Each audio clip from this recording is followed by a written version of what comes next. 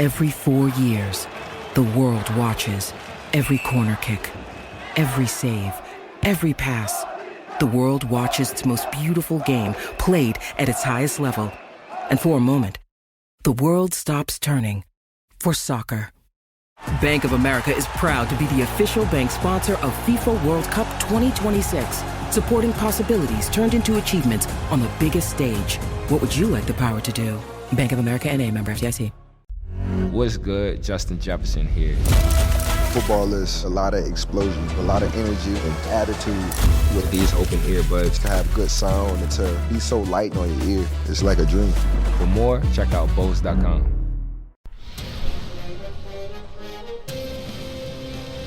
It's time for a Big Blue Kickoff Live Nobody can ever tell you that you couldn't do it, because you did. on Giants.com You know what I saw? New York Giant pride. and the Giants mobile app. 17-14 is the final. One touchdown, we are world champions. Believe it, and it will happen. Part of the Giants Podcast Network. Let's go out there like a bunch of crazy dogs. Have some fun. Hello, everybody, and welcome to Big Blue Kickoff Live, presented by Cadillac, the official luxury vehicle of the New York Football Giants. John Schmeelk, Matthew Citak with you. The phone number is 201-939-4513. Hashtag Giants Chat on Twitter if you want to get in touch with us. That way you certainly can. Mr. Citak, how are you, sir? I'm doing all right. How are you? Doing okay. Why don't you give us the lowdown? We started a couple minutes late. We wanted to hear what Brian Dable said at the press conference. Matt had to tweet some stuff out too because Dan Salomon's out today. So, Matt, give us a lowdown at the presser. I'm going to gather my stats, which I forgot to do before we started. Go ahead. Yeah, so basically all we were out there for was just in a little injury update. This is the first time Coach Dable has spoken, in the new week leading into Monday night's game against the Steelers. Today was like the normal Wednesday press conference. So Coach Dable said that Dexter Lawrence, Adoree Jackson, Cordell Flott, and Ty Summers will not practice today, while Jamie Gillen will punt off to the side, and everyone else is going to practice at least in some capacity. So I would say of that list, Dexter Lawrence didn't practice Wednesday or Thursday of last week, got out on the practice field Friday, and then looked like his normal self come game day. Yeah, he looked okay. Yeah. Adoree Jackson has missed. He missed last week with this. I believe this is the neck injury that caused him to miss last week's game. And then Jamie Gillen obviously has also missed the last 2 games. Matt Hawk has been punting in his place. And then that leaves Cordell Flott and Ty Summers, which I believe these are new injuries. Ty Summers has been on the injury report in the past, but has played through whatever ailment he's. Yeah, he had to leave the last game, though, with an injury, correct? If I'm not mistaken. I believe he did in the first half of that game. I think you might be right. Yeah, and Flott left the game with a groin. So, yeah, Flott and Summers, I guess, new injuries. We'll have to track those, all of these throughout the practice week to see who's going to be good to go for Monday night. Yeah, and last week, you remember Brian Burns missed Wednesday's practice and Thursday's practice, so he apparently will work today in some way, shape, or form. There was some concerns with Jalen Hyatt coming off that game when he left with the rib injury. Apparently, he's going to practice in some way, shape, or form. A couple other things that we caught, and then we'll keep an eye on Twitter, see if anything else comes up. DJ Humphries, Brian Dable, I love what he does this, confirmed that he came and he visited with the team, said nothing is on the horizon, was the quote. So he also indicates maybe strong. He did confirm that he's still recovering from an ACL injury, but wouldn't talk about where he is in that recovery. So whether that has something to do with the fact that he's not signed yet, I don't know. He didn't say whether or not that's the case. So maybe the fact that he didn't hurt the knee until December 31st, which is awfully late. I looked all over the internet. I couldn't find when he actually had the surgery. But sometimes you have to wait 3 or 4 weeks for the swelling to go down. I don't know what that was. He talked to Justin Pugh in March. He was just getting off crutches, so he might not be ready to go yet. Maybe he is, and they don't want to sign him yet. I don't know, but he is recovering from injury. He was asked about the left tackle situation, and he said that both Izudu and Chris Hubbard, right? Chris Hubbard?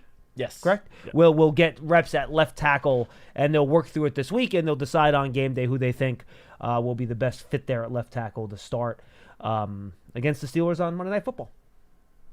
Yeah. That's about everything, right? I think I got everything? That is about everything. Perfect. And then there was some news last night. You had the premiere of the Wellington Mara NFL Network documentary that'll air on Friday night. The Duke. Thank you, Pearson. I couldn't place the title in my head.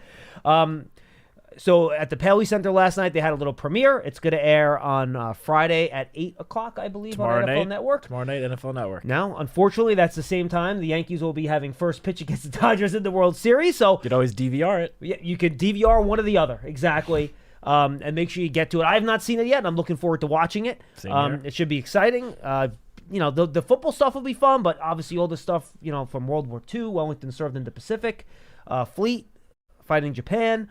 So should be a lot of interesting stuff in there about Wellington and the Mara family in general on that documentary. Heard it was a very good, interesting, cool documentary.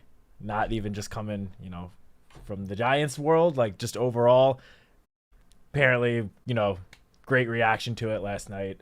I, for one, certainly going to make time to watch it at some point this weekend. Yeah, me too. Now, the news that came out of last night, obviously it's a media function, so media was there, and they talked to John Mara afterwards, and he was asked whether or not Brian Dable and Joe Schoen were safe, whether or not they were going to keep their jobs, and he said there are no plans to make any changes during the season, and he does not, this is the quote, anticipate any changes after the year. But obviously, when you say, I do not anticipate, that means things can change between now and then. It leaves a door open.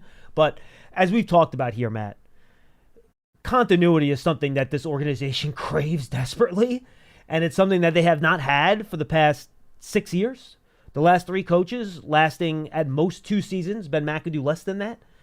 The 3 head coaches before Brian Dable. Brian Dable obviously entering his 3rd season. And before that, you had to move on from Dave Gettleman before I'm sure you would like to move on from a GM. You want to give a GM a pretty long horizon to get things done. So I don't think the beat reporters were really that surprised. I know some fans had some big time reactions to it. I was not that.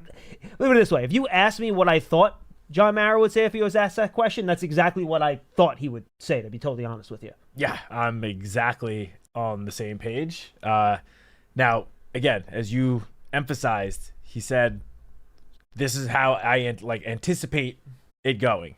As we know, as we've all seen, things can change during a season. And I'm sure he would have said the same exact thing at this time in Joe Judge's final year too. Yes. Without going into specifics, we've had some of the previous few coaches that, probably at this time in their final season, this time of that season, the sentiment probably would have been similar. And then over the course of the final 2.5 months of the season, events transpired, things happened, and it caused the change to happen. So Mr. Mara did not say this is 100% certain, this is definitely what's going to happen, because you never know what could happen, obviously. Correct. But this did not surprise me at all. I mean, I feel like those of us in the building have felt like this is, what the direction it was heading towards. I too was a little surprised about some of the fan reaction on Twitter last night.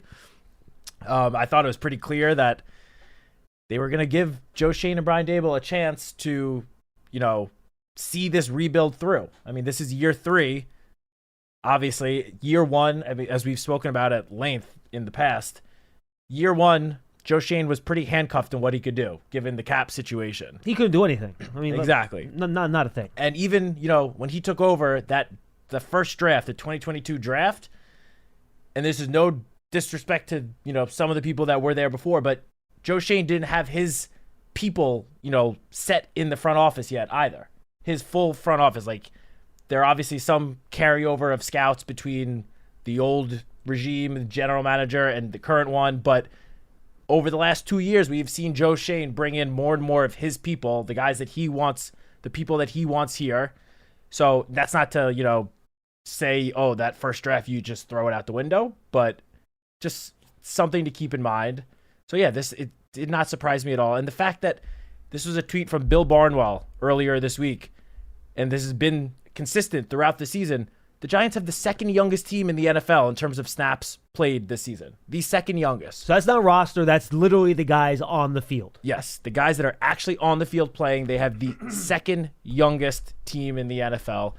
They have shown through the first 7 games, while obviously no one's happy with the record, but there are pieces, there are players that have stepped up in this first 7 weeks that have shown they are going to be core pieces of this team moving into the future, when obviously the hope is that the team will be a lot closer to contending for a Super Bowl. So this news last night did not surprise me. I was happy to hear it because hopefully that means we can stop hearing the same exact question to Brian Dable each week at the press conferences, asking about how he feels about his job security. You really think that's going to stop? Conversations between him and ownership? I mean, no, because I know some of the reporters are going to continue to ask it anyway. Well, and but unfortunately, and that's what the editors want too for a lot of these papers, also, which is the thing. So I feel like it's just the way the business works. It's true, but I feel like the hope of Mr. Mara saying that last night was to, sort of squash those, I'm not even going to say rumors because they're not rumors, just squash those,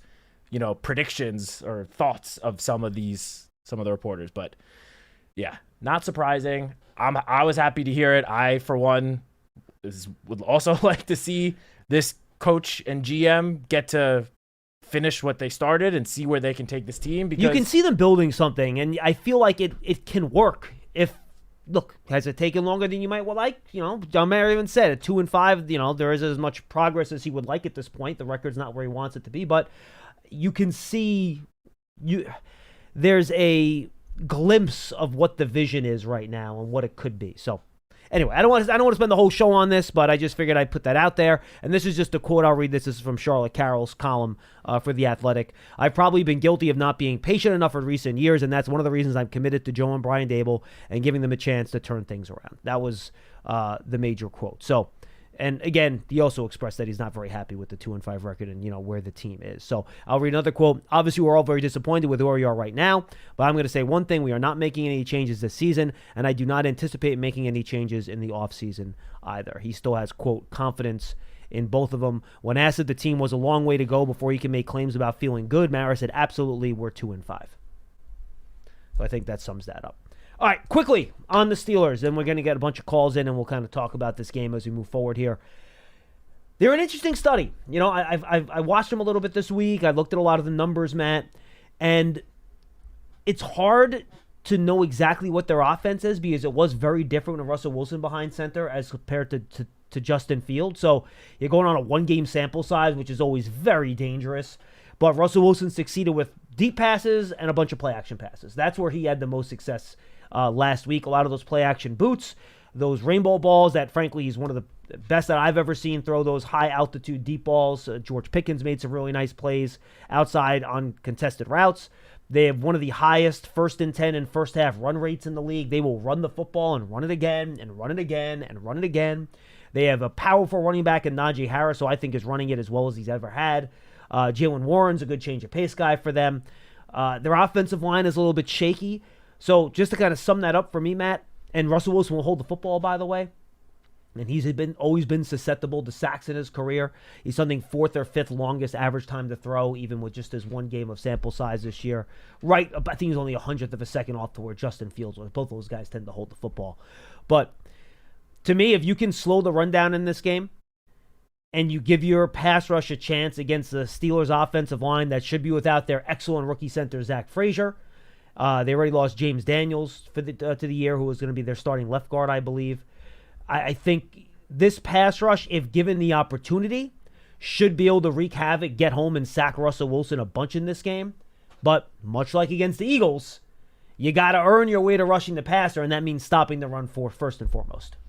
Yeah, so I actually had a stat pulled up about the pass rush and Russell Wilson this week, so I'm glad you teed me up for it. Last week in his debut, Russell Wilson held the ball for over 2.5 seconds on 21 of 29 pass attempts. There you go. So majority of his pass attempts. And that is something he's done, consistently for years now. This is nothing new. However, on the other side, the Giants have generated the highest sack rate and the 7th highest pressure rate on opposing quarterbacks that have held the ball for 2.5 seconds or more. So as you said, in that sense, this lines up as a very good matchup for the Giants pass rush. I will say, though, that against the Jets, who obviously they have a good defense and a pretty good pass rush as well, Russell Wilson, where is it? It was coming up with. He was very effective on go routes, which obviously you need some time to have those go routes develop. Those rainbow balls, man. He loves rainbow balls, yeah, which you need to give your receivers some time to get down the field, hence, the 2.5 or more seconds. But on those go routes, he completed 4 of 6 passes for 113 yards and a touchdown. So if he is given enough time, and George Pickens is given a couple seconds to run that go route down the field, they have a decent chance at completing the pass. So the Giants pass rush, when given the opportunity, they definitely do need to, get after Russell Wilson the best that they can, at least get into his face. You don't have to sack him every play, but we spoke on Tuesday about how Jalen Hurts dropped back 21 times last week, and the Giants finished with 21 total pressures. That is a very good rate that I don't know if it's sustainable, but you'd like to see that happen again this week. Now, George Pickens, just to give the fans some numbers, might be some maturity issues there for one, but once he's on the field, he's 5th in the NFL in receiving yards. He's really I'm good. not sure if people realize that. He's 3rd in yards per route run. I know a lot of people might not be familiar with that stat, but it's a really good stat to see the overall efficiency of a wide receiver, because the Steelers do not pass the ball as much as other teams. They don't have as many pass attempts. So for him to be 5th in receiving yards, despite not having as many opportunities, that's why his yards per route run is so high. So he takes advantage of as many more of those routes than maybe some other wide receivers might. He has dropped the ball this year, tied for 9th in the league for the highest drop rate, 12.5% drop rate. But, he has 4 15-plus yard catches. He doesn't get a lot of yak. His average depth of target is 9th highest in the league at almost 15 yards on average depth of target. He's a goal ball guy. He's a downfield guy. And I think given the Steelers' other receivers maybe not being as talented with Calvin Austin and Van Jefferson, Roman Wilson's been hurt. He hasn't been able to work his way into the lineup yet. When he does, I think he's going to be a really good player, but he hasn't yet. I imagine we're going to see Deontay Banks on George Pickens a lot. And it's going to be essential, critical, paramount. Pick your descriptive for him to get his head around when that ball's in the air. Because if he's facing the receiver, Pickens is either going to draw a defensive pass interference penalty or he's going to reach over Deontay Banks and catch the football. So he's going to have to stick with him going deep. He's going to have to stick with it when Russell Wilson scrambles to buy time and not lose his man. And when the ball's in the air, he's going to have to get his head around. Otherwise, it's not going to go well for him on balls down the field. Yeah, and I mean, the beginning of the season, I feel like part of the buzz around Malik Neighbors was his ability to sort of contort his body in the air and come up with these impressive, very incredibly athletic catches. Well, George Pickens has been doing that since he got drafted into the NFL. Whether it's a go route, just a short route, it doesn't really matter. He's able to do that sort of similar thing with his body in the air where you think a ball is uncatchable and then all of a sudden George Pickens is catching it, getting 2 feet in bounds for a 30-yard gain. So yeah, Deontay Banks definitely is going to have to get his head around, as you said. Hopefully the Deontay Banks that we saw against the Seahawks and his matching up against DK Metcalf is more of what we see this week. But you mentioned Pittsburgh and their just, desire to run the football. So far through 7 games of the season, the Steelers rank 2nd in the NFL in rush attempts. Najee Harris himself, now Justin Fields did play a part in that, but Najee Harris himself ranks 4th in the NFL in rush attempts. And Jaylen Warren is now back and seemingly healthy. He had season high 12 carries last week against the Jets. He seems to be back to 100% health. So even with Russell Wilson under center for the first time last week, the Steelers still showed that they wanted to run the football. They had more rush attempts than pass attempts by a decent margin. I don't know the exact numbers, but a decent amount. This is a team that wants to ground and pound the football. They want to run the ball as much as they possibly can. If they could run the ball 50 times and come out with a victory, Mike Tomlin would do that in a heartbeat. Yep, absolutely. 2 other items on their offense, and we'll do the defense very quickly, then we'll get to your calls. Tim has been holding for a while. We appreciate your patience.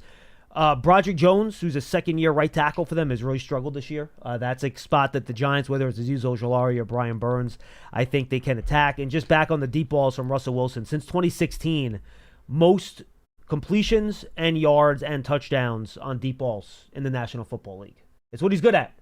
Remember those deep balls you go back to Tyler Lockett, to Baldwin, to DK Metcalf even, towards the end of, his career there. He knows how to throw that deep ball. So Cortland something to Sutton keep last year. Yeah, Cortland Sutton last year. Great point. So he knows what he's doing, but again, you can get to him if you stop that run game, and he will hold the football. Steelers defense. All right, top line summary, really good. Top 10 in DVOA, yards per play, yards per game, 6th in EPA per play. They're good. They play a lot of single high, whether it's man or cover 3. Their situational stuff is pretty good. 14th in third downs, 4th in red zone. They're especially good on 3rd and short. You can't run the ball against them. 3rd in rush EPA per rush, 3rd in rush DVOA, 3rd in rush yards per game, 2nd in rush yards per play. Really, really good. They don't blitz a lot, but they get home with their front 4 a ton. They have 2 of the best individual pass rushers in the sport in Cameron Hayward, who's more of an inside guy, and then TJ Watt, who's going to line up over the Giants' right tackle, who we assume is going to be Jermaine Illuminor. No sacks the last 2 games for TJ Watt. He tends to do well in primetime games, so that has me a little bit nervous. His get-off is absolutely off the charts ridiculous. It's just incredible how fast he gets off the ball. Then they have Alex Highsmith on the other side, who missed a few games with a groin injury. He's back now, so he'll be challenging the Giants' left tackle throughout this game. Keanu Benton is a pretty impressive young defensive tackle they have inside that the Giants will have to wrestle with. So a really, really good defense that plays a lot of man-to-man in cover 3. Joey Porter Jr. is probably going to be on Malik Neighbors for a lot of this game, and they're going to try to get home with their front 4, something that the Eagles had a lot of success doing last week, only rushing 4 guys. So the Giants' protection and then their receivers, frankly, are going to have to separate against man-to-man coverage because that's what they're going to see a lot of. Yeah. I mean, starting with the line first, I wouldn't be surprised, and I've said this last week, and we did see it, but I would not be surprised to see the Giants use, some tight ends, some running backs to stay in the pocket and help block for Daniel Jones. Now, against the Eagles last week, that didn't always work. There were some plays that, had a tight end chip a guy, and there's one play in particular, I think it was Josh Sweat, got chipped by whatever tight end, and then it was the first sack of the game. Bellinger had a nice chip, almost stopped Sweat's feet completely, and then he just ran right past the left tackle for a sack. Yeah, so although it didn't maybe have the most success last week, I do expect, especially against this pass rush, to see a similar sort of strategy with keeping Daniel Bellinger, Chris Manhertz, Theo Johnson at times, at least if not into block completely, at least to do a little chip block, give Daniel Jones an extra second, because as we've been talking about, half a second, even an extra half a second could make the difference between a sack and a completion. Oh, for a quarterback, a half second is almost 25% of your standard drop back. Yeah, exactly. So those chip blocks, most of the time, do actually work and come in handy.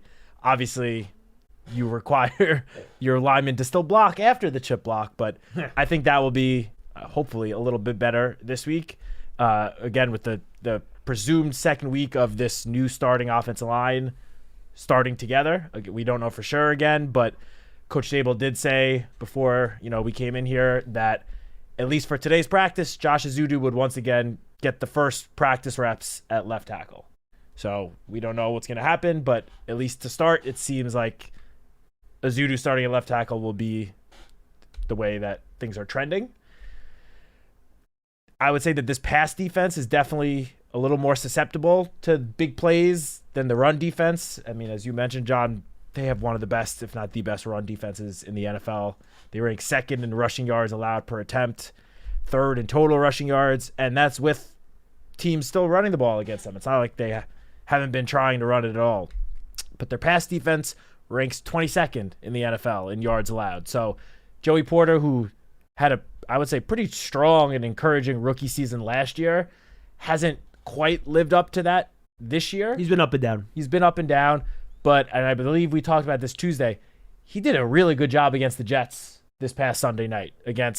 He split time covering Garrett Wilson and Devontae Adams, and I think he had about 40 coverage snaps, and about 30 of them were with those two alone, and only allowed 1 reception for 9 yards total, and I believe he forced 2 incompletions as well. So he's very physical. He's going to press you. He's going to try to beat you up. Yeah, and obviously Devontae Adams and Garrett Wilson, 2 of the top whatever number you want to put, 10, 15 receivers in the NFL. They're good players. They're very good players. Now, he's not going to go in the slot. So if you want to get Neighbors off of him, put Neighbors in the slot. This year, he only has 22 snaps in the slot all year, does Joey Porter Jr. So he is going to play outside, not go inside. And we have seen Malik Neighbors get put in the slot. A ton. A good amount, yeah. I mean, he's obviously going to get his snaps on the outside as well. They're going to line him up all over the field. But Neighbors is lined up in the slot 25.5%. And that's with the first 2 weeks him almost rarely lining up in the slot. Last week against the Eagles, he lined up in the slot a season high 36.6% of the time. I wouldn't be shocked if the number is, similar to that this week. Yeah, it was 13 in week 1, 8 in week 2, 20 week 3, 17 in week 4, and then 17 last week. Although the Steelers do, who is their slot corner? I remember reading that their slot corner is having himself a pretty good year. Yes, I believe you're Bishop? right. Yeah, I thought he might have been a safety. Is he playing? No, you're right. He is playing the slot for them, Beanie Bishop. He's a rookie, and he had two interceptions last week. He's playing really good ball. So that'll be a good matchup. That'll definitely be a good matchup. I was going to say, put Malik in the slot more often than not, but their slot corner has been playing pretty well too. So and Dante Jackson's been a little iffy on the other side, but boy, they're two safeties, Deshaun Elliott and Minkah Fitzpatrick. Look out. You got to be careful where you're putting the ball because Minkah Fitzpatrick will read you and he will pick you off. I think that's the best safety duo in the NFL right now. It's darn close if it's not. And if it's not the number one, it's top 3. Agreed. At worst. I'm with you. So yeah, they have the Steelers defense. They just have talent at every single level. This is going to be a tough matchup for the Giants offense, but I do think it is, I guess, a doable matchup. Like the offense could, if the offense does what they need to do, I do think that they will be able to move the ball with, at least somewhat success, better than they did last week against the Eagles. I don't really know what happened to the offense last week. We don't have last 2 weeks. The last 2 weeks, but at least against the Bengals, they were able to move the ball with some success up and down the field. Not so much last week against the Eagles, but I'm going to chalk that up to just the first game with the new offensive line with Azudu at left tackle, Malik Neighbors' first game back in a few weeks. Whatever it is, last week is gone. I think if the Giants do what they need to do, and Brian Daboll talks about every week about how the focus needs to be inwards and not as much on the opponent. If they do what they need to do, then the Giants should be able to, score some points and move the ball with some success. And if they do that and the defense plays up to its level that it has been playing almost all season, then the Giants have a chance at this game. It's going to be tough, but the Giants, if they do what they need to do and bring their A ball, I think the Giants have a chance of pulling off this upset win. Yeah, look, the Steelers aren't going to run away from you. That game against the Jets last week, notwithstanding, it was the first time they scored 30 points in the game since like 2022 or some ridiculous number like that. So they don't run away from you. They have trouble scoring. But the way this game does get away from you, folks, is if you turn the ball over. And this will be what I close with here. Steelers a +9 this year in turnover ratio, second best in the NFL. Their 9 interceptions are tied for third most in the league. They also have 4 fumble recoveries. Do the math. That means they've only turned it over themselves 4 times this year. So they play when you run the ball and you run a lot of play action, you're not going to turn the ball over a lot, right? That's just the way. That's why you play that way. And their defense is taking the ball away. So you got to protect the football. Make them drive the length of the field. Do not give them defensive scores or special team score or short fields. Make them earn it offensively, then I'm with you. You can hang, and if it's a one-score game in the fourth quarter, as we've all witnessed over the years, folks, anything can happen, good or bad. So that's kind of where I'll leave it. Yeah, I'll just add, the Steelers have multiple turnovers in 5 of 7 games, including 3 games with 3 defensive turnovers. Let me guess, they're 3-0 in those 3 games. No, they actually lost the Cowboys game in which that's right. they Dak turned Dak Dak had over the 3 picks. times. That's right. Yeah. But all the other games with the multiple turnovers, they did win. Their only other loss was to the Indianapolis Colts, where they turned the ball over twice and did not get any defensive turnovers. That'll do it. The only other thing I will add about this Steelers defense is when the Giants get into the red zone, it's going to be tough to get it into the end zone, and that's, the Giants' own offensive red zone struggles aside, this Pittsburgh Steelers red zone defense, again, one of the best in the NFL, currently ranked 4th in the league, giving up a touchdown on 42.9% of opponents' trips inside the red zone. That's going to be another big key. And again, I feel like I've been saying this almost every single week, but if and when the Giants get into the red zone, the difference in this game could be whether or not they are able to actually punch it into the end zone or if they have to settle for a field goal. Yeah, if they're able to get into the end zone, then again, I think the Giants have a chance. Yeah, and Giants just 42%, ranked 29th. So, yeah, red zone offense. So, yeah, that could be, you're right. Takeaways, scoring touchdowns would be a big part of who wins this game. All right, 201-939-4513. Go check out the Giants Huddle podcast, everybody. A couple good episodes up there right now. We have Paul Dottino and I with Hakeem Nicks and JPP back when they came in for the Fan Fest a month or so ago. Really had a chance. I don't think I've talked to JPP once since he left here, so it was really good to talk to him, catch up, talk about his Giants career. That was a lot of fun. And is Lounge up yet, Pearson? Nice. And we're going to have the Players Lounge hitting later today. Victor Cruz takes a run to Darius Slayton this week, and they'll have a nice, fun talk about stuff going on off the field. And then tomorrow, I'll have Brian Burns on the Giants Huddle podcast. That'll hit you probably around 2 o'clock tomorrow, 3 o'clock tomorrow, something like that. So stay tuned for that. And then, of course, just a heads up, we're not going to do a Big Blue Kickoff next Monday. You're welcome, Pearson. So we're going to take the day off. Half our group is traveling. It's going to be live for like 3 hours before it becomes dead. So we'll give everyone a little bit of a break. No BBK on Monday. And then we'll be back with you the rest of the week at 12:30. All right, 201-939-4513. Tim in Charleston will lead us off today. Hi, Tim. Hi, John. Hi, Matt. How you doing? What's up, buddy? Good. What's up? Three things. First is on John Mara's comments. I agree with you and him, but I think the most important and most salient part of his comment was he said that his father, Wellington, always preached patience, and that he admitted he hasn't always had it, and that he is going to try to exercise that. And I think that's the key to it, even though he said, no plans to. I think Shane, I think, is rock solid, and I think he should let Shane make the decision on Dable. That being said... Yeah, and by the way, just Tim, real fast so fans understand the recent history, the shortest tenured Giants head coach in the recent history of Wellington Mara was Ray Hanley. Obviously, he was just here for, a short time, and then Dan Reeves was 4 years after that. So whether it was Jim Fossil or Tom Coughlin or Bill Parcells, until this recent stretch, the Giants did try to keep their head coaches around for a while if they could. Even, in the case of Reeves, he had some success, not great success, but obviously, you weren't just bailing on him after 2 seasons. Go ahead, Tim. So, yeah, and the thing that I'm sure I've had to defend that type of thinking even before John Mara came out with the comments to many of my friends. I'm talking guys my age, like baby boomers, not young guys. And it's amazing how, Giants fans, we went decades being patient, decades being patient, us older fans. And they're just like, they just flip out. They lose it so fast now. But moving on to the game, first I'm going to say, I've been one of Daniel Jones' staunchest defenders, but I'm done defending him.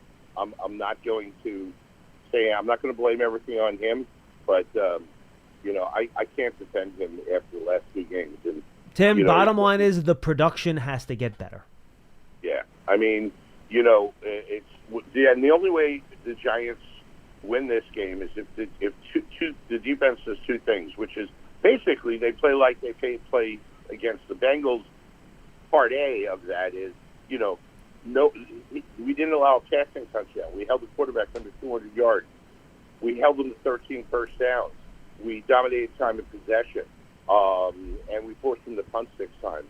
But aside from that alone didn't do it against Bengals. That's not going to do it against Steelers.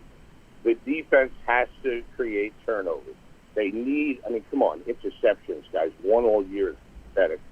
And getting to Russell Wilson and force him into some of his, as he has been known to make some mistakes under pressure.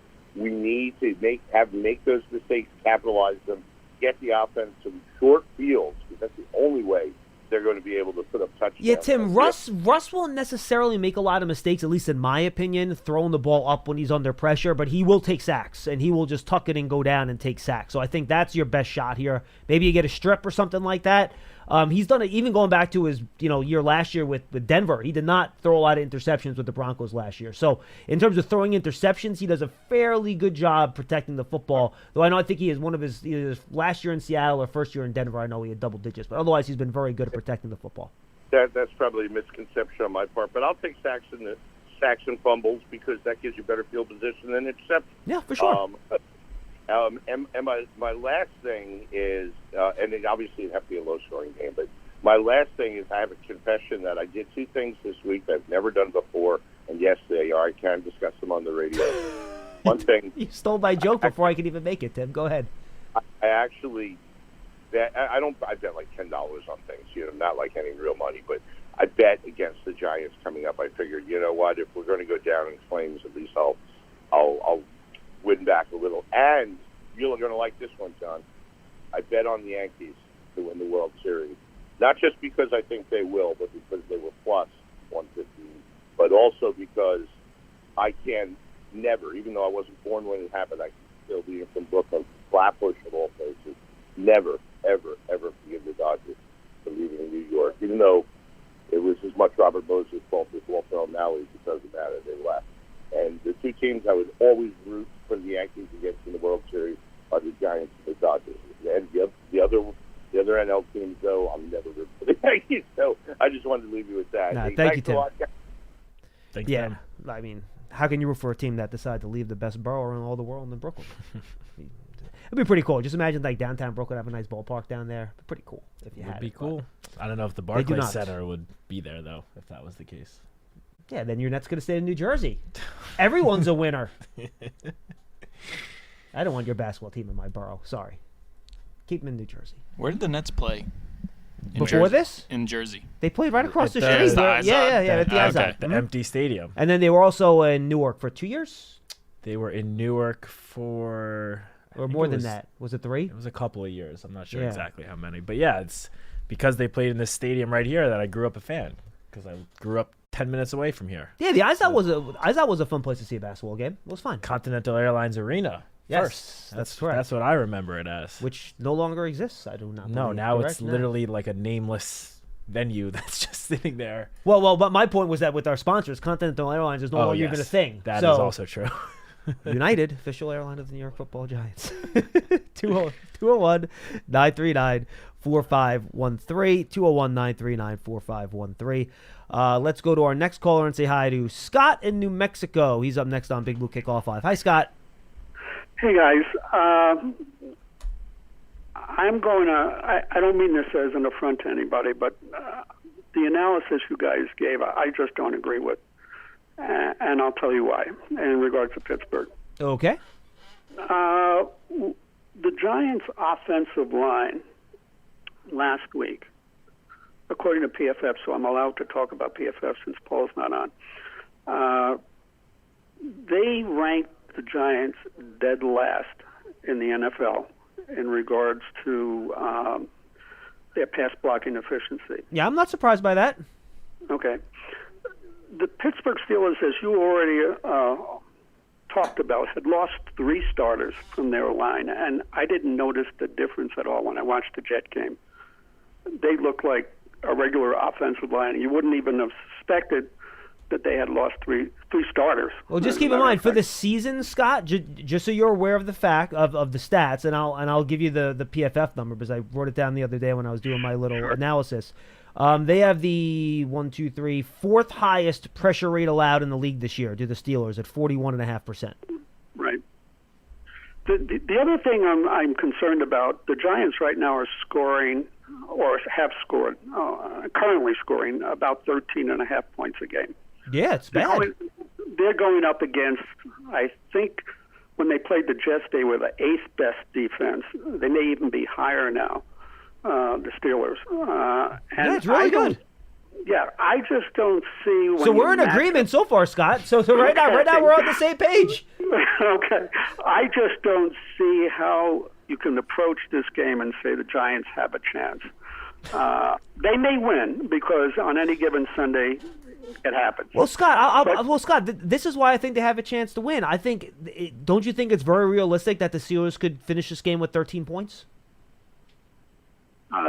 No. Why? And again, I just don't see it. I mean, I don't think the Steelers are going to finish with 13 points. My argument, Scott, isn't that the Giants' offense is going to go out there and put 27 up on the Steelers. That is not the argument I'm making. Trust me. I know you're not. You're not. I just think this Giant defense has played well enough. Now, again, you got to stop the run. You didn't stop the run against the Eagles last week. You got to stop the run against this team. That's what I led off with. That's the first thing that came out of my mouth. This is not an explosive Steelers offense. You have their schedule, Matt. List the number of points the Steelers have scored in each game this year for me. 18 in week 1, 13 in week 2, 20, 24, 17, and then the last 2 weeks they've scored 32 and 37. So based on those numbers, Scott, would it shock you if the Steelers score between 13 and 17 points in the game on Monday night? I think they're going to score more. Well, then the Giants might have a good chance of losing the game. But I think the Giants' defense is good enough where they can hold the Steelers to around 17 points. Well, the Giant defense was ranked 18th, and now they're ranked 25th. And that's the reason why I'm not totally confident in this game. As I said, I've been a Giant fan since '61. I'm going to be rooting for them. But the reality of the situation, as I'm looking at it, doesn't bode well for the Giants. And some of this I put at the feet of Brian Daboll. I know you guys did a very good analysis of the scenario with him, but here's a guy that, in my opinion, is not coaching the team the way I would like to see a team coached. He has I think in his own division, he's 1-10, if those numbers are accurate, against the teams in the NFC East. I think Washington, he has a little bit better record. I think they have a tie in there too, right? Isn't there a tie in there too somewhere against Washington? Yeah, a couple years ago. 2 years ago. Yeah, and then some of the things he's doing with Daniel Jones is taking away the confidence of the quarterback, in my opinion. How so? I might say, well, if you remember last year, I think it was last year, you remember the famous tablet incident where he didn't throw the tablet at Daniel Jones, he threw it to the side. He flipped it to Shea Tierney, the quarterback. Right. That's what he did. Yes. Right. But that was an embarrassment to me for Daniel Jones. And what Daniel Jones needs more than anything else is confidence. And if you listen to his press conference, which was kind of revealing, I'm talking about Daniel Jones' press conference after the game, he never referred to Brian Daboll as Coach Daboll or Brian Daboll. He said Daboll makes the decisions and I didn't like it. So normally, just human nature, when somebody's just calling you by that name, and I may be reading more into it than other. I don't think the relationship is as good as everybody might be making out. And the incident with Ty Banks, who quit, it was the defensive coach that called him out and not the head coach. He may have done it later. But those are the kinds of things I see. And also with Brian Daboll, he said he made the change as he did in the season prior when he left Daniel Jones in the game when it was 40-0 against Dallas. And he said, for the same reason, I want to do a spark. He used a different phrase, but it's basically the same thing. And here he puts Drew Lock in the game with, I think it was 11 minutes left. I'm not positive. It might be 11 or 9. Yeah, that sounds right. Something like that. And he said he wanted to do a spark. What was the score of the game at that time? Even if the Giants scored 3 touchdowns and converted on all 2-point conversions, you still would have lost. And so, to me, I don't understand some of the things he's doing that don't make sense to me, and it doesn't bode well. I know the situation with John Mara. There was an interesting aside. Bill Belichick was on the Pat McAfee show and sort of ripped the Giants a little bit.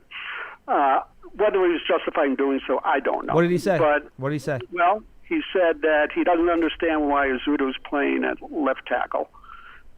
He didn't understand why we gave Saquon Barkley away and we've gone over this scenario about whether he should have kept him or not, but he was not in favor of doing that.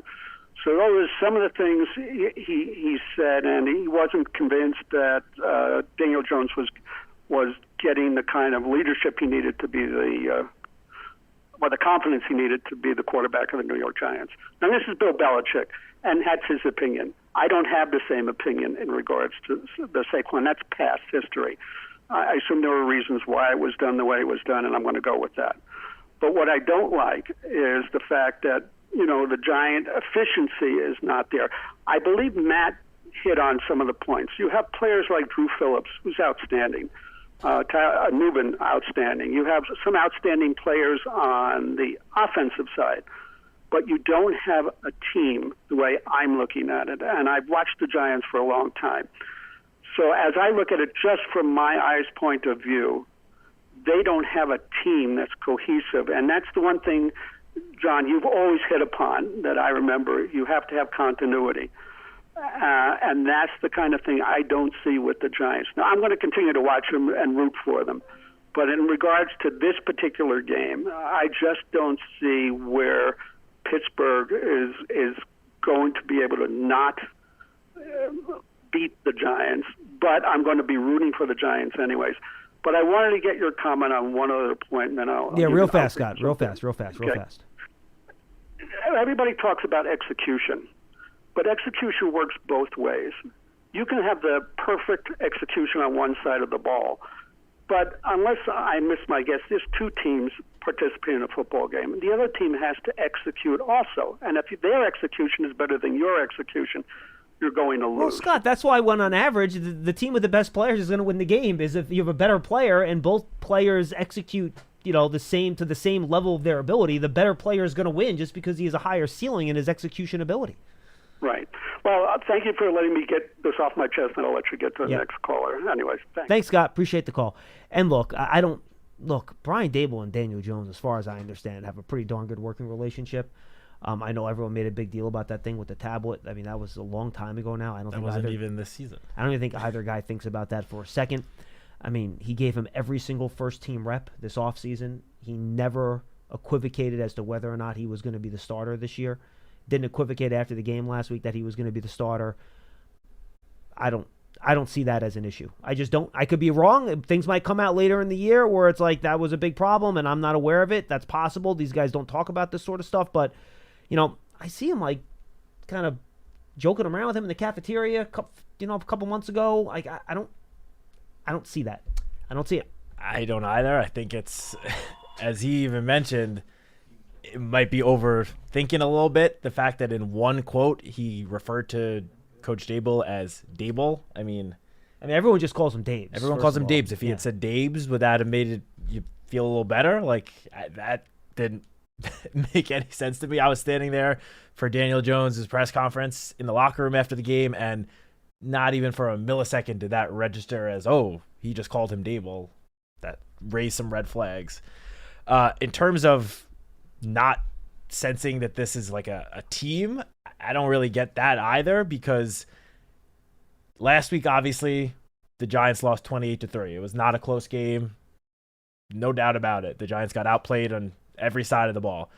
But prior to that, the 5 games prior to that, going back to week 2, every single game was a very close game. Even the 3 games that the Giants lost during that span was a 3-point loss, a 5-point loss, and then the Bengals game, which ended up being 10 points, but that was a one-score game. It basically was a one-score game. It was, 10-7 for 50 till the 2-minute mark in the fourth quarter.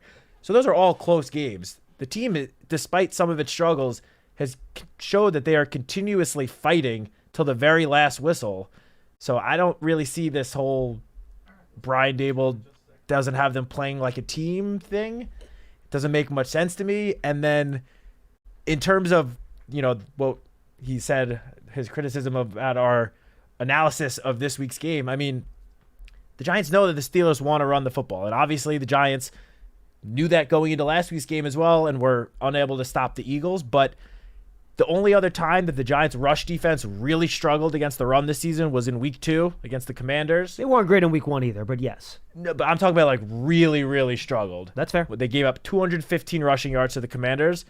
The following week, 69 rushing yards to the Browns. The week after that, 80 rushing yards to the Cowboys. The week after that, 102 yards to the Seahawks. Now, I know the Seahawks didn't really attempt much of the rushing, but almost all of that 102 yards was Geno Smith. Mm-hmm. So the defense has shown that after a rough performance in the run game, they are able to bounce back and be a very good rush defense. And if that is the defense that comes to play Monday night, where they put an emphasis on stopping the run and they force Russell Wilson to beat them through the air, and which we already talked about, Russell Wilson likes having some time in the pocket before getting rid of the football.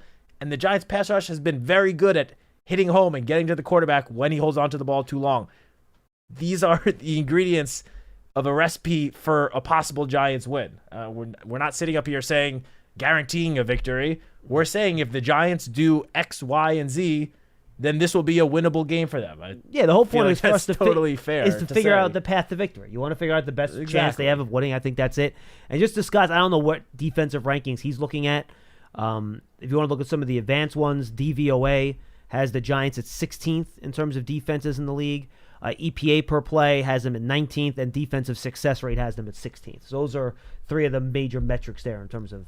And if you want to use some of the more basic stats, they're 12th in yards and 12th in points allowed.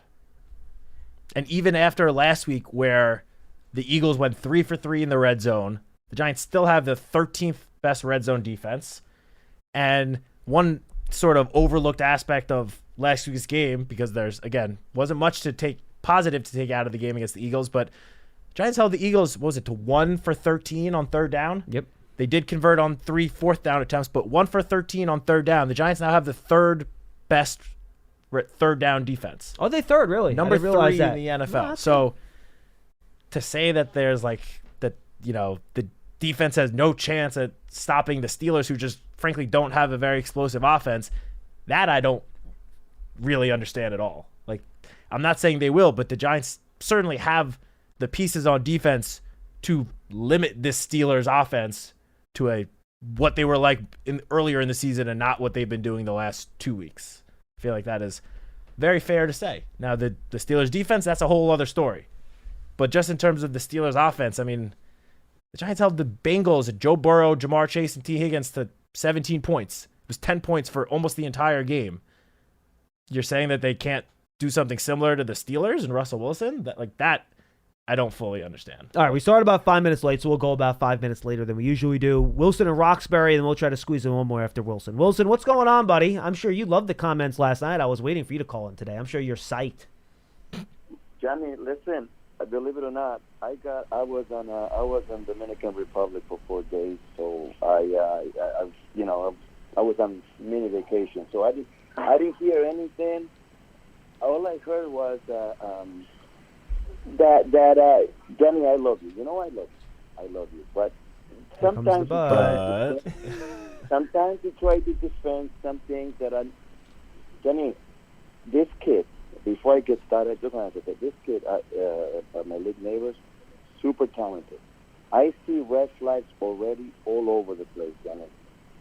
And to tell you the truth, man, I'm a little skeptical about this kid. I mean, you have a concussion, you go to a concert, then you say, my time is my time, which is completely not true. Then you can word it any way you want. When you say, hey, look at the film, I'm open. They can't get me the ball, it's not my fault, I'm open because they stink. Any way you word it. Whoa. You just so fans understand, that is Wilson editorializing the "they stink" into there. That's nothing close to what there were a good amount of added words right there to what Malik actually said. He didn't.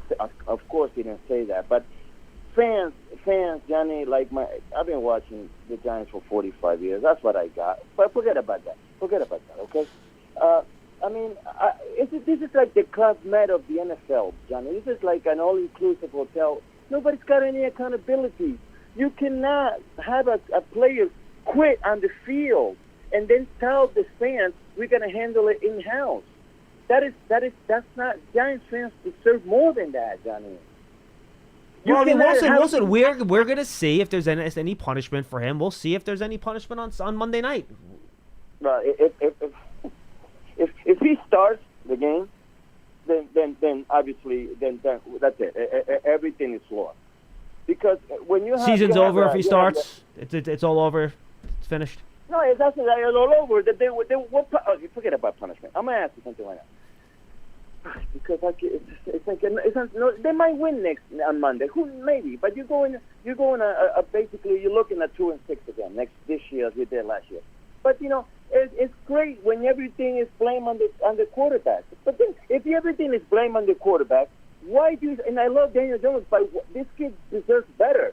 Why you keep starting him then? If you're gonna, unless you keep starting Daniel Jones, because it's Brian Daboll and Joe Shane's way out. Hey, We're gonna start fresh when a new quarterback next year. So everything that happens this year, it's nobody's fault because it's Daniel Jones' fault. You take him out with 10 minutes left when you get him slapped around because you wanted a spark. Then you can't wait. He couldn't wait to tell the media, no, but he's my starter. I just want to get a spark. I mean, oh my God, this is like Cartoon Network. I feel like you're overreacting, Wilson. With all due respect, I really feel like you're overreacting. I really feel like that you're overreacting to some small things here, and you're making mountains out of molehills. To be totally honest with you. I'm not overreacting, but forget about that, Johnny. Forget about it because let's just see what happens. Let me ask something. Last time I counted, right, there's 5 offensive linemen on the offensive line, right? There's 5 offensive linemen. And almost all 5 of them played poorly last week, Wilson. Okay, but wait a minute, let me ask something. You know, when I wouldn't say the Giants were good. They're average at best. Okay, average. But when you lose, I understand Andrew Thomas is a Pro Bowler. I understand all that. But when you lose one player, you go from average to a complete disgrace? No, Wilson, they played really poorly. That's not an excuse. The whole line up and down played poorly. That was not just an Andrew Thomas thing. The whole group played poorly. But this happens. It looks like to the Giants, this happens more than to any other team. It's the first time it's happened this year, Wilson. It's the first time it's happened this year where they had a game like that this year. Please don't bring up last year's offensive line because this year's offensive line is completely different. They have 3 veterans that were not here last year. So before you bring up last year with the loss of Andrew Thomas, just and a different coach, please don't.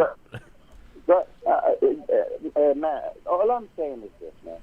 You know, Indianapolis has won 2 games with Joe Flacco. And we can't get a Super Bowl MVP, Joe Flacco. We scored 10 points in 2 games. 2 games at home, we scored 10 points in 2 games. Everything, and Brian Dable is lucky that for some reason the media has just fixated on Daniel Jones. Well, the Daniel Jones is holding back the Giants. Daniel Jones' time is almost up. Daniel Jones shouldn't play anymore. So this is great. This is great because everything is Daniel Jones' fault. This is what bothers me the most. Thank God that the caller before me, thank God he actually thinks like I think, that this guy is not a good head coach. Obviously, he'll be back next year, and Daniel Jones won't be back this year. So let me ask you one thing before I hang up. Let's just say, play with me. Daniel Jones is gone next year because they're going to get rid of him because they can, and they bring another quarterback, probably a rookie. Then obviously, if they win like 5 games, well, they play with a rookie. When is enough though? That's what I'm saying. When is enough, Johnny? And because where do we go from here? Where if we win against Pittsburgh, hopefully they can. You know, it's not Pittsburgh. It's not like a wall beater. We'll be 3-5, and then a little hopes will go up. But if they lose, right, and we're 2-6, where do we go from here? Because I certainly don't have any more answers, and I can't say anything else because. I don't know what else. Tell me where we go from here. Wilson, look, I know. If you start 2-6, you're in a really tough spot. And unfortunately for the Giants, it's been a spot they've been in a lot over the past 8-9 years. All right? Since 2017, it's been every year but one. It's not a spot you want to be in. And it's tough to figure out your way forward. But all you can do is go out there, put your best players in the game, and try to win. That's all you can do. There's no other options. There's no other, you can't do anything now to fix things later. That's where you're at. Now you get to the point where you're mathematically eliminated. You can start talking about other conversations and how you want to handle the future and things like that. That's fine. We can have those conversations when we get there, but this team's going to be trying to win games, and whether they win or lose or not this week, they're going to continue to keep trying to win games by putting their best players out there. I don't have another answer other than that. Yeah, and, as I brought up earlier, this is the second youngest team in the NFL so far this season. So even if the Giants lose this game and they go to 2-6 on the season, that doesn't mean that there aren't things that the Giants can build on, positives that they can take throughout the end of the season to carry over into next year, like development of these young players. I mean, no one's going to be happy if the Giants start 2-6, end up with 4 or 5 wins on the year. No one's going to be happy with that. But if you can at least develop some of your young players where next year, when hopefully just the overall roster, the talent on the roster will be better, then that is a team that, could be looking to take a next step next year. So just because the season hasn't gotten off to the way that anyone would have hoped it would, that doesn't mean that there aren't things to build on and like very small positives. I'm not like trying to find silver linings here because, again, nobody's happy with the start to this season. But that doesn't just mean that everything is a complete total waste and that like they should just blow it up and start completely over. Like that sort of logic, which I've seen from a lot of people on Twitter even. I made a mistake of looking at my replies last night. It doesn't make that much sense to me. Like I understand nobody wants to be 2-6, but that doesn't mean that there aren't some positives that you can take out of what has gone on so far this season. I'll take this as a sign. We'll take one more call here before we say goodbye, but I'll say this first. I'll take this as a sign that we're doing something right. I had people yelling at me last night that we were like, I think Daniel Jones lovers was the quote that was thrown at me by multiple people multiple times. Now, Wilson's mad at us that we're blaming Daniel for everything and not holding anyone else accountable. I'll take that as a sign that we're talking about this with a little bit more nuance than people sometimes appreciate. I know most of our listeners and our callers do, and I appreciate all you guys. And if you don't agree with us, we appreciate you guys too. That's why we're here to have a debate and talk and argue. That's why it's fun. That's why we're here. But look, guys, week to week, every game is different. The problems are different in every game. Some games, the blame goes on A. Other games, the blame goes on B. Over the course of the season, if the offense scores 10 points, is it going to be all the quarterback's fault? No. Is it going to be partially the quarterback's fault? Yeah, he's the guy that has the ball in his hands every time. All right? But this is a team game. It's 11 on 11. Depending on the week, different people want to get more of the blame based on how they play. Like, I thought the issues against the Bengals were very different than what the issues were against the Eagles last week. Different games, different results, different people. You try to figure out why things went wrong. And it's not as simple as, all right, fix this one thing, change this one person, it's going to solve all your problems. That's not how the league works. That's not how the NFL works. All right?